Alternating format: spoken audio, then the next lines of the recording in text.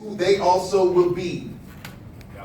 And I began to think about those moments of validation when I realized that I am actually the answer to my parents' contemplations or my parents' prayers. Because see, there was a place they saw that I could get, and they dreamed about me being there. And so that's why they poured so much love, and that's why they poured so much light. And that's why even in the midst of the night when I was crying my deepest and darkest tears, my mother or my father would draw me near and say that as long as you are there, the presence of God is near.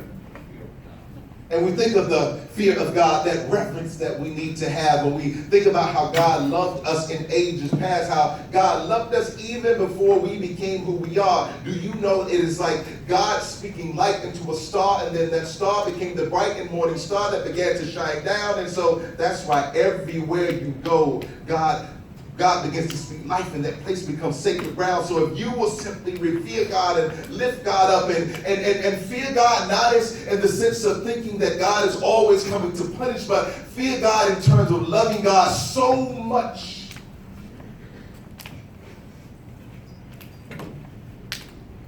that you begin to understand that you are like the most precious flower held in God's hand. And you are actually the manifestation of God's most sacred command when God said, "Let there be light," and then there was we.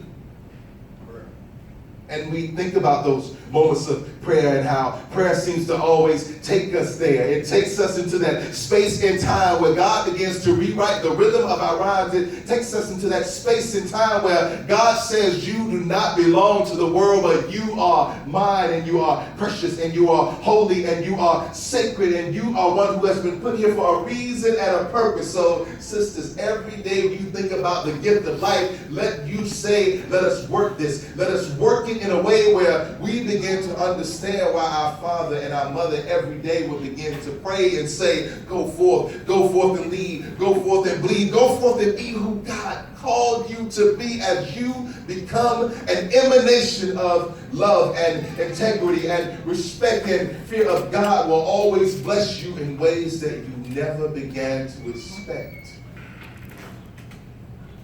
And see, that's where the wisdom begins to come.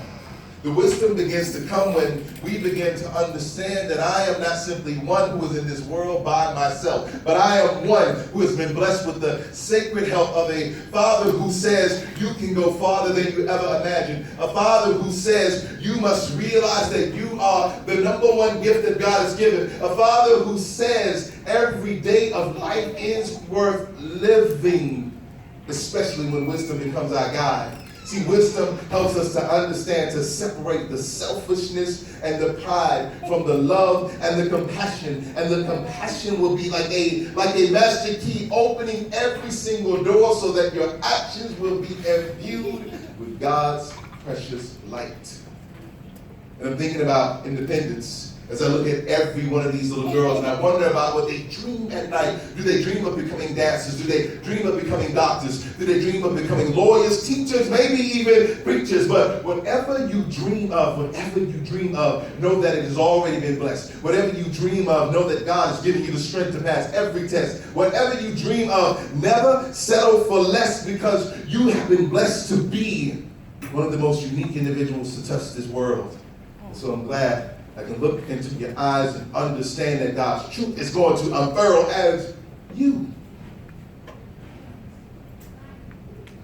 And I love to hear the word kindness repeated. It's like kindness squared. It's like the answer to the prayer. It's like the wisdom that is there. It is like God letting us all understand what it means to be the answer to a prayer. It is like God helping us understand what it means to walk in integrity and respect. And see, when I look into your eyes, I can see the kindness as it begins to reflect. It reflects back at me. And I'm so glad that when I look into your eyes, I can also see your Father's dreams. And I'm glad when I look into your eyes, I can see the love that you actually pour towards me. And when I look into your eyes, I'm actually seeing a reflection of me. A reflection of me, though we have the same name, we actually come from that same place. And so we can claim that we are both sons of God. And so as I think about being a son of God or a daughter of God, I'm thinking about God's love, and I'm thinking about God's chastening rod, but I'm also thinking about how God had already gone into the places where we would try. And I'm thinking about how love reminds us why we are on this earth. And so, fathers, I honor you for coming here to uplift our sons and our daughters and remind them of their worth. So today, let's go out in love and light and liberty and dream a gift sublime. Thank you for honoring our children today and reminding them that they are precious gifts divine. God bless you.